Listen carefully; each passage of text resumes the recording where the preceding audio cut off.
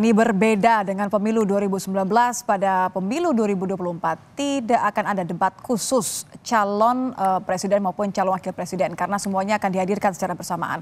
Lalu apakah format baru ini bisa berpengaruh pada elektabilitas ketiga pasangan capres-cawapres?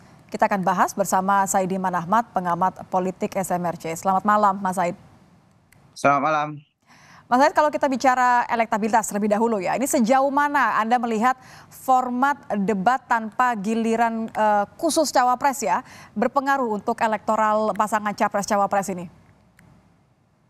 Oke, pertama secara umum saya melihat bahwa dalam beberapa kali pemilihan umum atau terutama pemilihan presiden, juga beberapa pemilihan kepala daerah, sebenarnya debat publik itu cukup berpengaruh sebetulnya.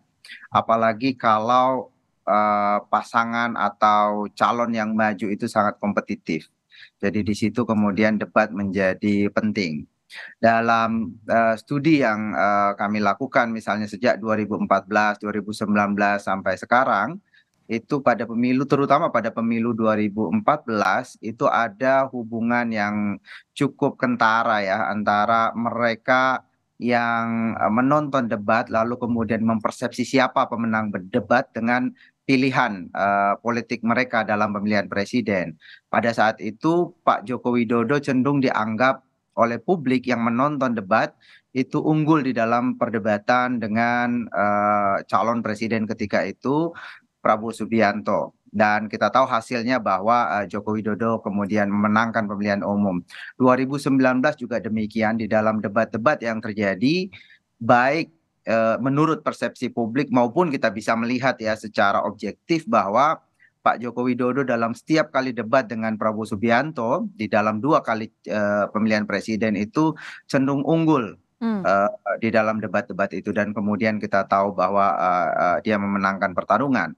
Bukan hanya pemilihan presiden, pada pemilihan kepala daerah misalnya di DKI Jakarta yang paling fenomenal itu sebelum terjadinya debat atau sebelum muncul apa namanya para calon kepala daerah ketika itu calon gubernur ketika itu muncul di publik di dalam mengajukan gagasan-gagasannya ada kecenderungan Agus Harimurti Yudhoyono. dengan siapa Silvi ketika itu banyak sekali hasil survei menunjukkan mereka unggul dibanding Ahok juga dibanding Anies. Tetapi kemudian setelah muncul debat itu kemudian berbalik. Oke, tapi gini, Ahok kalau Anda melihat bahwa contohnya tadi adalah capres versus capres begitu ya, Pak Jokowi ya, dengan Pak Prabowo di dua kali debat. Kalau saya ingat awal November itu kan SMRC bilang nama-nama cawapres ini belum bisa dianggap berpengaruh besar pada elektoral pasangannya masing-masing. Dengan perubahan format seperti ini, apa jangan-jangan memang ya sudah tidak ada pengaruhnya untuk elektoral dari pasangan masing-masing, ya, cawapres akan berdebat atau tidak? ya betul sekali bahwa posisi cawapres saya kira kita masih konsisten melihat belum ada pengaruh yang signifikan pada kedipilihan capres. Walaupun misalnya setelah pendaftaran ada perubahan di mana Prabowo Subianto berpasangan dengan Gibran itu kemudian mengalami kenaikan suara pasca pendaftaran. Tetapi saya kira itu bukan faktor cawapres, itu lebih pada faktor persepsi publik mengenai arah dukungan Joko Widodo. Dalam teori mengenai economic voting sebetulnya kan sangat lumrah diketahui bahwa publik yang merasa puas dengan kinerja pemerintah itu akan cenderung mendukung calon yang dianggap dekat dengan pemerintah atau bagian dari kubu politik pemerintah. Oke. Dan saya kira bukan karena Gibrannya kemudian suara Prabowo Subianto naik, tapi kehadiran Gibran di sana menunjukkan kehadiran Joko Widodo. Jadi sebenarnya ini faktor Joko Widodo yang lebih dominan. Kalau kita konsisten dengan temuan-temuan di awal yang menemukan bahwa posisi cawapres itu tidak menyumbang signifikan baik kenaikan maupun penurunan suara daripada capresnya. Kalau kita balik lagi ke format debat yang ini kan sementara ya, untuk sementara memang detailnya belum diumumkan oleh KPU. Tapi kalau tanpa format khusus cawapres saja, capres saja, ini menurut Anda mana yang dianggap lebih bisa mendongkrak suara masing-masing pasangan capres cawapres ini?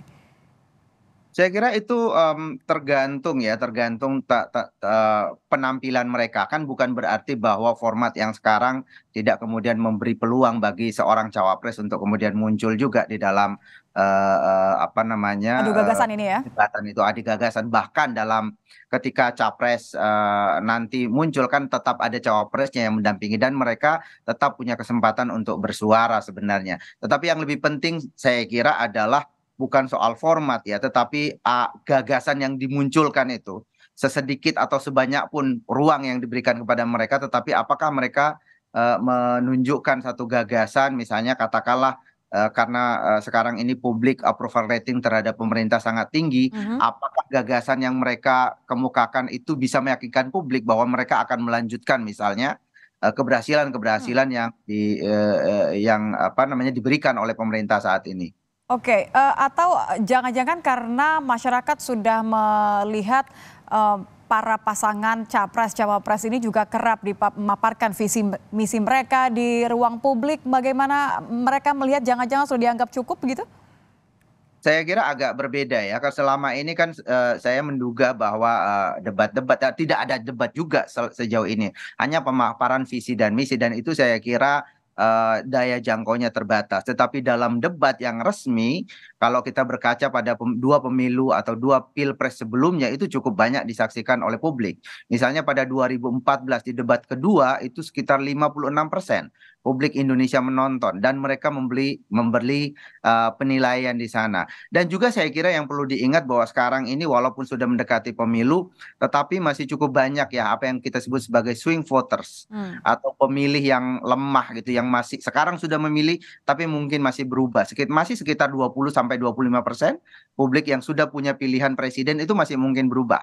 Dan itu Lalu bisa ditambah tergantung dengan dari adu gagasan nanti, begitu maksud Anda? ya, saya menduga bahwa mereka yang masih mungkin berubah pilihan ini sangat mungkin kalau kemudian kurang meyakinkan calon presiden yang didukungnya sekarang ini Baik. bisa jadi mereka pindah karena mereka menyatakan masih sangat mungkin Untuk untuk berpindah pilihan mempertimbangkan banyak hal begitu ya. Terima kasih ya, Said betul. Iman Ahmad, pengamat politik Ya, SMRC sudah bergabung bersama kami di Kompas Malam. Selamat malam. siap. Selamat malam.